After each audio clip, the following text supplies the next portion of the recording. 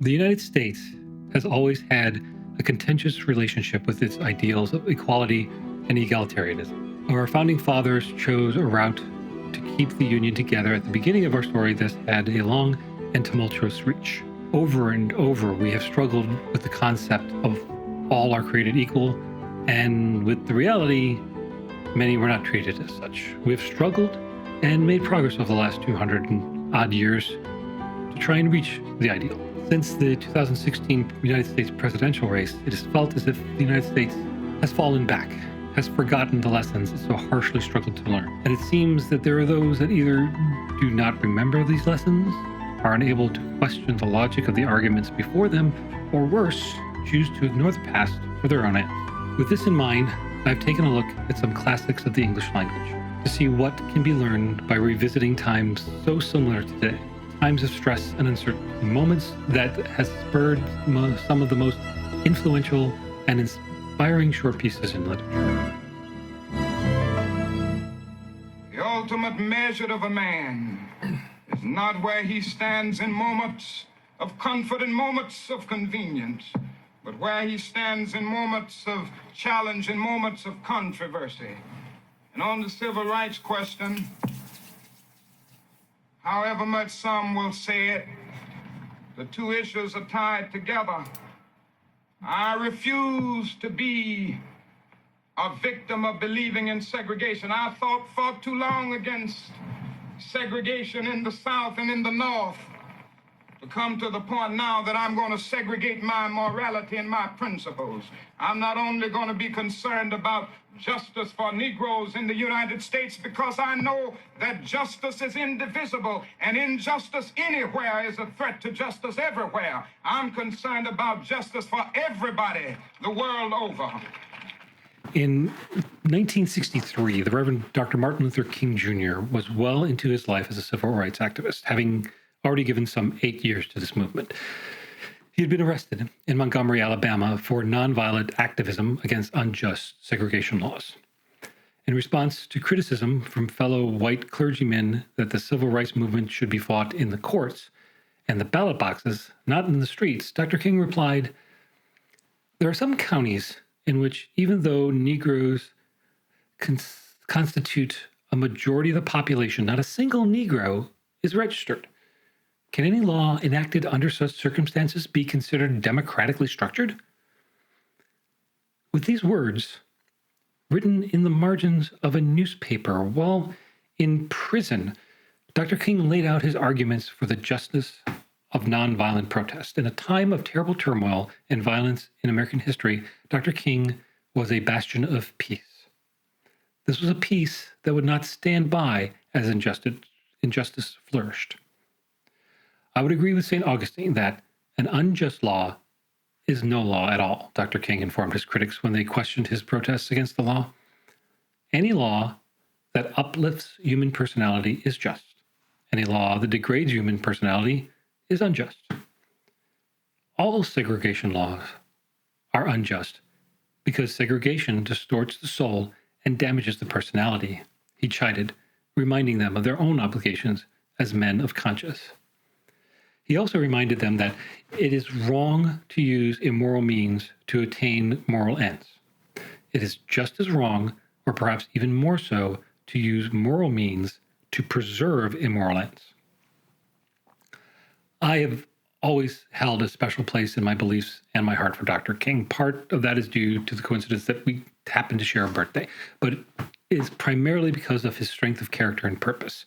When others of his time either turned a blind eye to the wrongs that they had seen or experienced, or they lashed out in what might be considered a just rage against the forces rallied against them, Dr. King chose a different, better path. He chose to stand up to the wrong with peace and love. He decided not to fall to the depths of his opponents, but attempt to raise both them and himself to better heights. He truly acted in faith that right defeated is stronger than evil triumphant.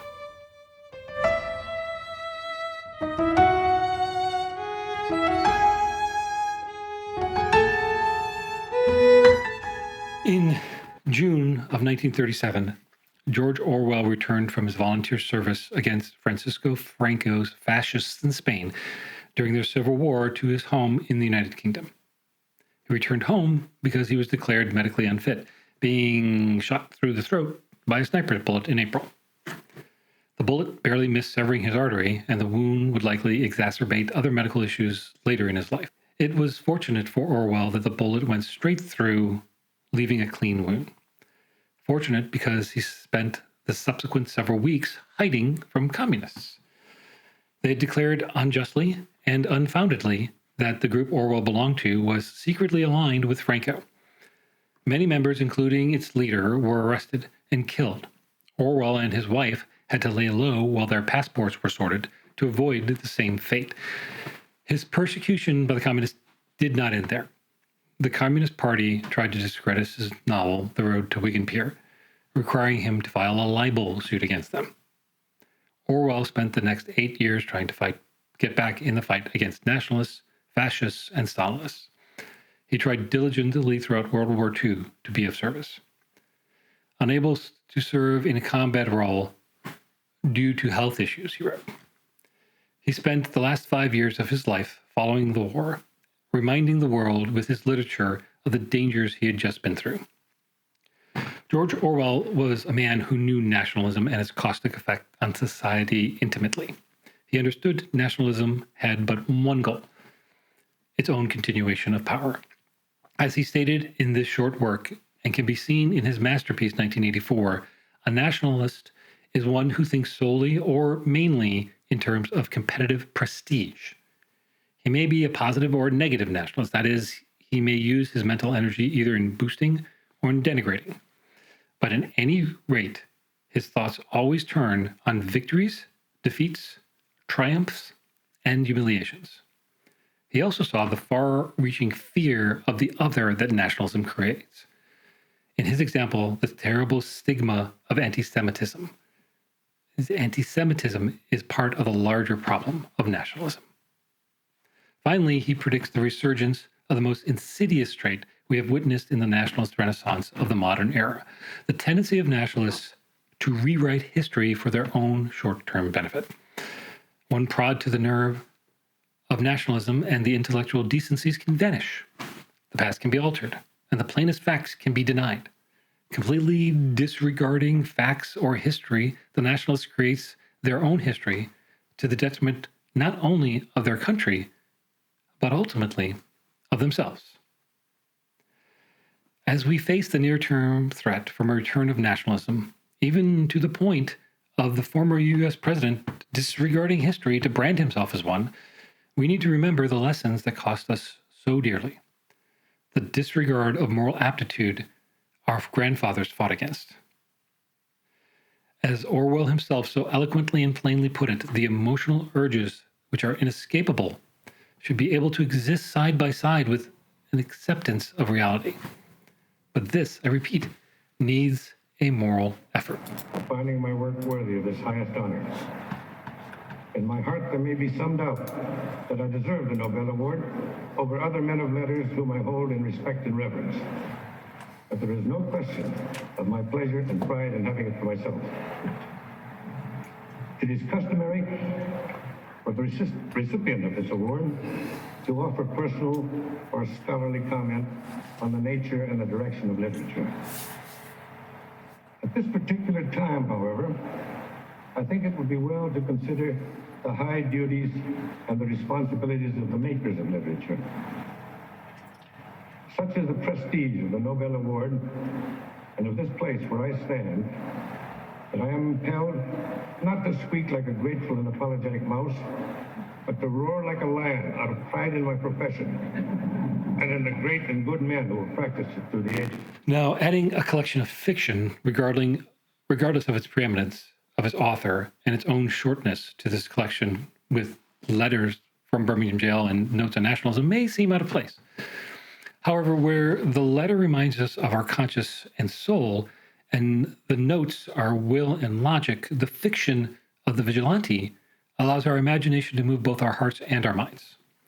Lets us question what our own deeds might be and how we would feel if pressed to action. Steinbeck's work allows us to look at some of the darker episodes of our collective past, not just as Americans and not just as Westerners. The desire for collective justice, the fear of the other and the unknown, the desire for connection beyond the casual are all universal traits. The three stories in the volume, the aforementioned and titular The Vigilante, The Snake, and The Chrysanthemum, each help us explore something dark in our collective conscience.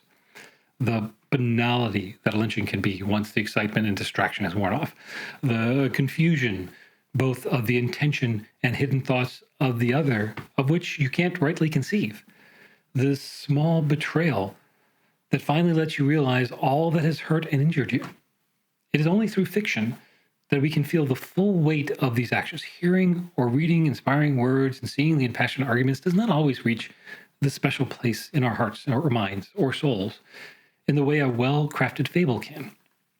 If they did, we wouldn't need movies, novels, and plays. Artists making political statements wouldn't piss off conservatives and liberals so much.